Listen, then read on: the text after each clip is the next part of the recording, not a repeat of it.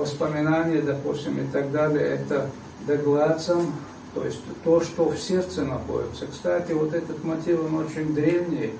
Язык высказывает задуманное сердцем. Это если по-чеченски. В мире нет такого большого, почти, по-моему, нигде такого большого орфографического слоя. Здесь 140 тысяч слов и свыше миллиона слов. А мы здесь встретились. Да, вот это свет. Есть разные слова. У арабов там в 13-14 веке было 60-тонные слова. Там, конечно, были маленькие. Алиф, ба, да.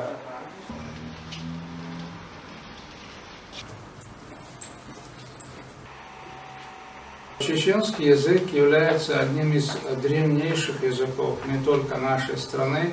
Его истоки уходят в древние цивилизации междуречия или двуречия, то есть это территория между реками Тигр и Ефрат. Это хуритская цивилизация, которая существовала параллельно с древнеегипетской, шумерская культура, цивилизация. Ну и далее одно из древнейших, самое древнее государство на территории бывшего Советского Союза, и не только Советского Союза, Урарту. И письменность и язык чеченский имеет очень много сходных характеристик с этими языками хуритов и урартов. Это 2-3 тысячи лет до нашей эры. Урарту, например, государство распалось в середине первого тысячелетия до нашей эры, в VI веке до нашей эры. Ну и затем вот истоки чеченского языка, они связаны с Кавказом с древнейших времен. Чеченцы считаются аборигенами Кавказа. И вот древние связи чеченцев, они были здесь на Кавказе, естественно, со всеми кавказскими народами, которые в то время кавказоязычными народами, которые здесь обитали, ну и из Грузии в первую очередь. Современная чеченская письменность считается в советской истории языкознания младописьменной. Язык считается младописьменным. Ну и письменность, первый букварь был создан, алфавит, в 1862 году. Затем это была кириллическая письменность, затем уже появилась письменность на основе арабской графики. Арабская графика, на смену ей уже в советское время пришла графика латинская с 1925 года. Ну и по Советскому Союзу повсеместно в 1929 году арабская графика была уже запрещена законодательно. Латинская письменность у нас существовала с 25 до середины 1938 года. И вот когда, допустим, в Советском Союзе юбилейная перепись была проведена в 1937 году, то есть 17-й год, 1937, то в 1937 году, когда эта перепись показала очень много негативного наряду с позитивными результатами, и когда стало ясно, что весь мир или большинство стран за нами в такую социалистическую революцию не идут, тогда было принято решение на уровне высшего политического руководства страны о замене латинской письменности кириллической письменностью. И у нас система делопроизводства была переведена на кириллицу с 1 июля 1938 года, а система образования была переведена с 1 сентября 1938 года. Но, к сожалению, когда часто меняется письменность, есть такое у языковедов выражение, крылатое, можно сказать, народ, который меняет свою письменность, на время становится безграмотным. То есть многое из того, что у нас было создано на основе арабской графики, а затем латинской графики, оно было утрачено. Но у нас еще и своя судьба такая трагическая, вместе с некоторыми другими народами. Чеченцы, ингуши были репрессированы и поголовно выселены в Казахстан, Киргизию, в общем, в Среднюю Азию.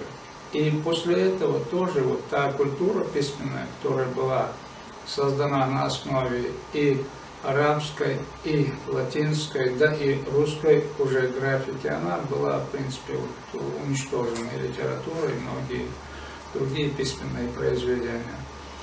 То, что мы сейчас имеем, это создано, в принципе, уже после того, как республика была восстановлена постановлением высшего руководства Советского Союза 9 января 1957 года.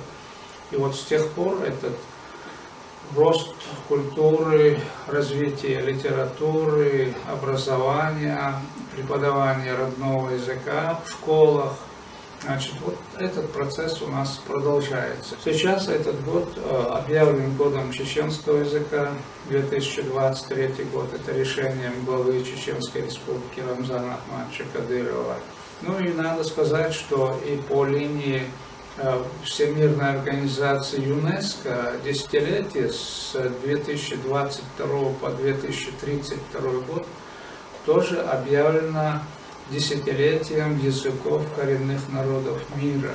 И в этом плане и мы, и вот весь мир, в принципе, занят одной проблемой, такой очень важной для любого народа, это сохранением и развитием родных языков. Обычно, знаете, вот сама структура языка, она о многом говорит. Она о многом говорит для языковеда, который может читать вот этот язык. Язык – душа народа, как говорят, а вот как в эту душу заглянуть, не каждый знает, даже не каждый филолог.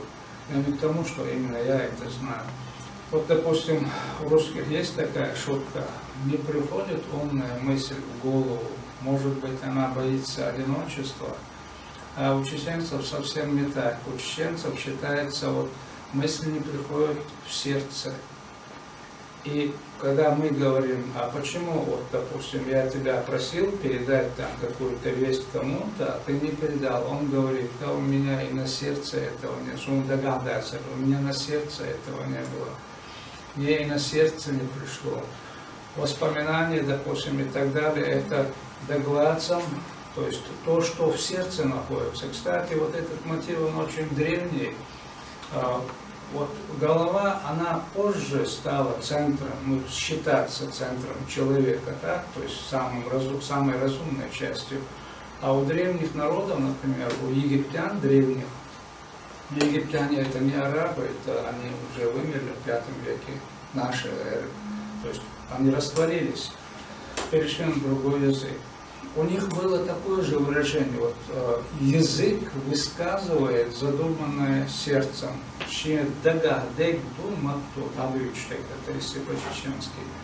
А вот само строение, структура чеченского языка, это настолько сложная система, что вот я, шучу я так, не дай бог, чтобы я был представителем другого народа, чтобы меня заставили изучать чеченский язык. Исключительно сложная морфология.